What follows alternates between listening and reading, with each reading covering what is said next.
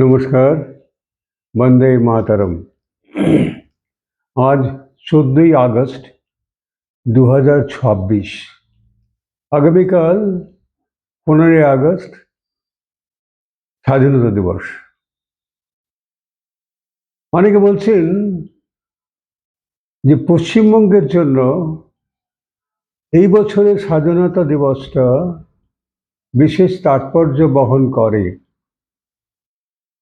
স্বাভাবিকভাবে আমার মনে উদয় হলো কেন পশ্চিমবঙ্গের জন্য এই 15ই আগস্ট, এই স্বাধীনতা দিবস 2026 কেন বিশেষ অর্থপূর্ণ, অর্থবহ? দেখুন, এর উত্তর খুঁজতে গেলে আমাদেরকে একটু পেছনে যেতে হবে। আমাদের পশ্চিমবঙ্গ তথা সারা ভারতবর্ষে আপনারা জানেন যে পশ্চিমবঙ্গকে ভারতবর্ষের উজ্জ্বলতম নক্ষত্র হিসেবে ধরা হয় বা হতো, কারণ তার বিশেষ কতগুলো গুণ যা অন্য প্রান্তে বা অন্য প্রদেশে বা অন্য ছিল না। যেমন শিল্প, শিক্ষা, সঙ্গীত এবং বিভিন্ন ক্ষেত্রে পশ্চিমবঙ্গের অবদান ভারতের জন্য অনস্বীকার্য। কিন্তু প্রশ্ন হচ্ছে, পশ্চিমবঙ্গের হাল হলো কেন?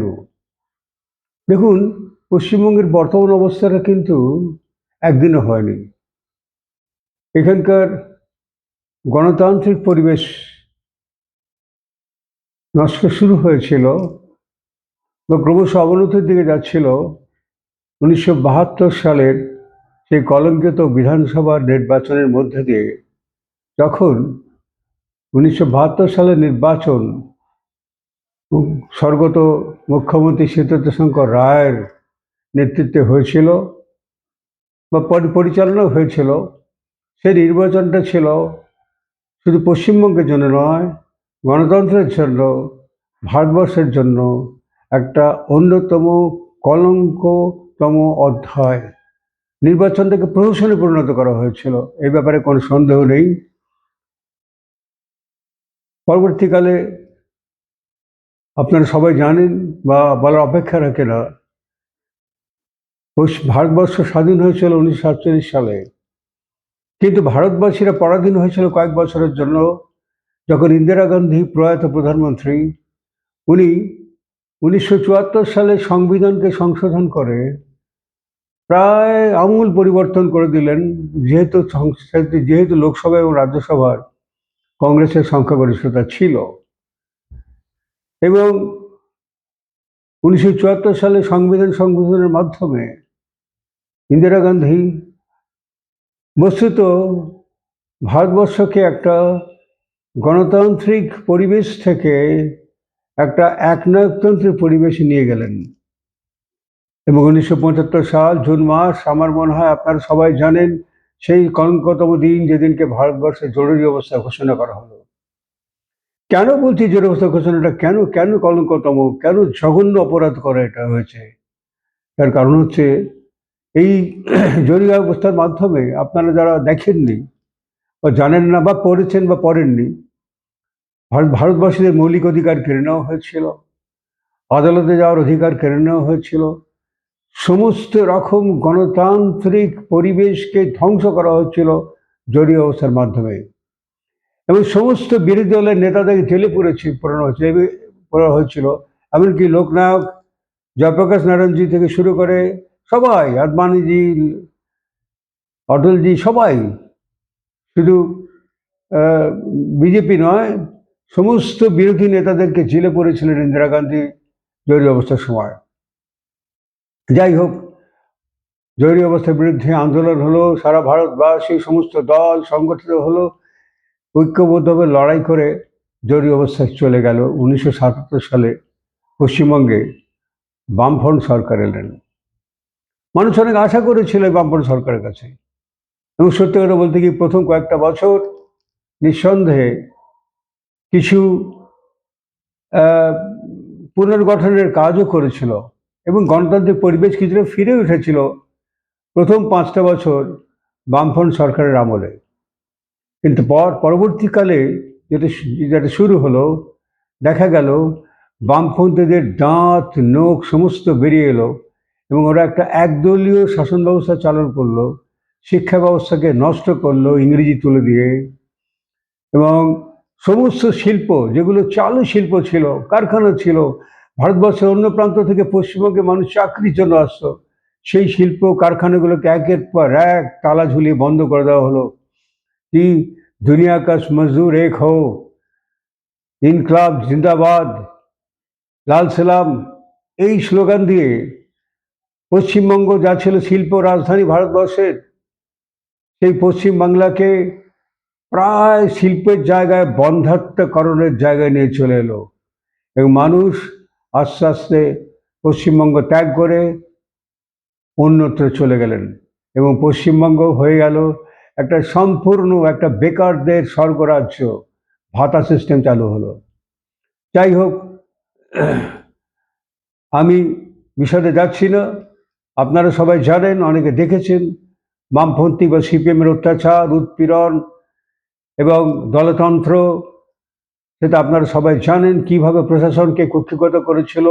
আলিমুদ্দিন স্ট্রিট, যেটা সিপিএম হেডকোয়ার্টার থেকে, যেখানে শিক্ষাকে অনিলায়ন করা হয়েছিল, আপনারা সবাই জানেন, তাই আমি সে বিষয়ে আর যাচ্ছি না। কিন্তু পরবর্তী অধ্যায়টা যেটা হলো সেটা আরও জঘন্য, আরও কলঙ্কময়। সেটা হচ্ছে 2011 সালে যখন মানুষ সিপিএম বা বামফ্রন্ট শাসনের অত্যাচারে অসহ্য হয়ে যখন সরিয়ে দিয়ে তৃণমূল সরকারকে নিয়ে এলেন এবং মমতা ব্যানার্জির উপরে বিশ্বাস করে বাংলার মানুষ বিশ্বাস করেছিল, নিয়ে আসা হলো। কিন্তু পরবর্তীকালে আমরা কি দেখলাম? পশ্চিমবঙ্গ ক্রমাগত শুরু হয়েছে এক ধরনের সংখ্যালঘু তোষণ বা ইসলামীকরণ। প্রশাসন শুধুমাত্র দান খয়রাতি, মেলা, উৎসব, মৎসব করে কাটাতে শুরু করলেন যারা, এবং একটা ভোট ব্যাংক সৃষ্টি করলেন। ক্রমাগত এক শ্রেণীর মানুষকে, ধর্মের ভিত্তিতে এক শ্রেণীর মানুষকে তোষামোদ করে তারা একটা ভোট ব্যাংক সৃষ্টি করলেন এবং তারা সফলও হলেন এবং কয়েকটা নির্বাচনে জিতলেন। এবং 2026-এ 4ঠা জুন আপনারা জানেন যে এই তৃণমূল সরকার বিসর্জন হলো এবং নতুন সরকার এলো ভারতীয় জনতা পার্টির নেতৃত্বে এবং মুখ্যমন্ত্রী শুভেন্দু অধিকারী নেতৃত্বে নতুন সরকার গঠন হলো। আর প্রশ্ন হচ্ছে যে কেন এটাকে, যেটা শুরু করেছিলাম আবারও বলছি, কেন বলছি যে এটা বিশেষ তাৎপর্যপূর্ণ পশ্চিমবঙ্গের জন্য। আমি যে ঐতিহ্যের কথা বললাম, আমাদের পশ্চিমবঙ্গের পুরনো ইতিহাসের কথা বললাম, সেটা নিশ্চয়ই সুন্দর লাগেনি কারোরই। আপনারা সব অভিজ্ঞতাও আছে, আমার বলার দরকারও নেই। ঠিক তার উল্টো পথে বর্তমান মুখ্যমন্ত্রী হাঁটলেন। তিনি কি করলেন? প্রথমে কি করলেন? ভারতবর্ষের সঙ্গে বাইরের থেকে যারা অনুপ্রবেশ হচ্ছিল ক্রমাগত এবং প্রশ্রয় দেওয়া হচ্ছিল, আগে সমস্ত সরকার, বামফ্রন্ট সরকার, পরবর্তীকালে তৃণমূল সরকার, উনি প্রথম কি করলেন? যে জন্য হচ্ছিল, অর্থাৎ উন্মুক্ত বর্ডারকে উনি সিল করে দিলে ব্যবস্থা করলেন এবং জমি কেন্দ্রীয় সরকারকে স্বরাষ্ট্র হস্তান্তর করলেন, যাতে ভারতবর্ষের সঙ্গে বাংলাদেশ বা অন্য প্রান্তের সঙ্গে তাদের যেটা খোলাখুলি ছিল বর্ডার, সেটা সিল করার জন্য। দ্বিতীয়ত, আপনারা সবাই জানেন যে নির্বাচনের পূর্বে 1000 টাকা করে ওই মহিলাদের ভাতা দেওয়া হতো। সেটা ঠিক নির্বাচনের পূর্বে 500 টাকা বাড়িয়ে দিয়েছিলেন মমতা সরকার, কিন্তু এরা ঘোষণা করেছিলেন আমরা 3000 টাকা করে দেব এবং কথা রেখেছেন, দিয়েছেন। তৃতীয়ত হচ্ছে যে অর্থাৎ এই শুভেন্দু অধিকারীর নেতৃত্বে বিজেপি সরকার, আপনারা নিশ্চয়ই যারা সংবাদ মাধ্যমকে ফলো করেন বা অনুসরণ করেন দেখবেন বহু শিল্প পশ্চিমবাংলায় শিল্প সৃষ্টি হতে চলেছে। যে শিল্প বন্ধ্যাত্ব ছিল সেটা ঘুষতে চলেছে এবং আমরা বিশ্বাস করি যে ভারতবর্ষ পশ্চিমবাংলায় আবার আগের মতো তার পুনরায় তার গৌরব ইতিহাসে ফিরে যাবে, নতুন নতুন শিল্প আসবে। তার কারণ এখানে ইনকলাবি থাকবে না, বন্ধ করো থাকবে না, বন্ধের রাজনীতি বন্ধ, বন্ধাত্মের রাজনীতি বন্ধ। এবং আপনারা সবাই জানেন শিক্ষাতে একটা আমূল বৈপ্লবিক পরিবর্তন এনেছেন। রাজনীতির লোকদের রাখেননি এসএসসিতে, তারা গুণী মানি শিক্ষিত সন্ন্যাসী তাদেরকে এসএসসিতে এনেছেন। এবং আপনারা জানেন আরো অনেক রকমের বহু রকম, এবং এই দুর্নীতিতে যারা জড়িত ছিলেন আপনারা তাদের আর নাম করছি না, সেই পাণ্ডাদেরকে একের পর এক জেলে পড়া হচ্ছে এবং একের পর এক দুর্নীতি প্রকাশ হচ্ছে। যে তৃণমূল সরকার কিভাবে পশ্চিমবঙ্গকে দুর্নীতির ক্যান্সারে একটা পরিণত করেছিল এবং সেটা থেকে বেরিয়ে আসার চেষ্টা করছেন শুভেন্দু অধিকারী, এবং দিন রাত উনি পরিশ্রম করছেন। আমি ভারতীয় জনতা পার্টির সদস্য নই, সে আমি শুভেন্দু অধিকারী প্রশ্ন করা মানে এই নয় যে আমি ভারতীয় জনতা পার্টির প্রবক্তা হয়ে বলছি। আমি যা দেখছি তাই বলছি, কেন আমি রাষ্ট্রবিজ্ঞানের ছাত্র এবং একজন আইনজীবী, এবং আমি কোনো দলের আইনজীবী নই। আমি যা দেখছি তাই বলছি। আমার মনে হচ্ছে এই কেন এটা বলছি, যে যেটা আমরা এতদিন মানুষ বলতে ভয় পেতেন। বিরোধীরা সমস্ত রকমের ক্ষমতা হারিয়েছিল, বিধানসভা কোনো বিরোধীদেরকে বলতে দেওয়া হতো না, গণতন্ত্র ভুলুণ্ঠিত ছিল, পুলিশ প্রশাসনকে শুধুমাত্র দলীয় এবং এক শ্রেণীর ধর্মীয় সংখ্যালঘুকে খুশি করার জন্য ব্যবহার করা হতো, এবং একের পর এক দুর্নীতি করে গেছে সে আরজিকর থেকে, আপনারা সবই জানেন, সেটা আর বলছি না।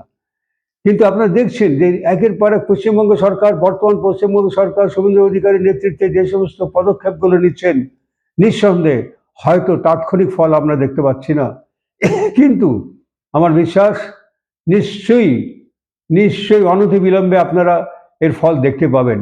এবং আপনারা নিশ্চয়ই জানেন যে স্বাস্থ্যের জন্য যে আয়ুষ্মান প্রকল্প, এরা কথা দিয়েছিলেন যে আমরা যে ক্ষমতায় আসি আমরা চালু করব আয়ুষ্মান প্রকল্প, 5 লক্ষ টাকা বিনামূল্যে চিকিৎসার যে প্রকল্প কেন্দ্রীয় সরকার এবং রাজ্য সরকারের যৌথ উদ্যোগ, সেটা চালু হতে চলেছে।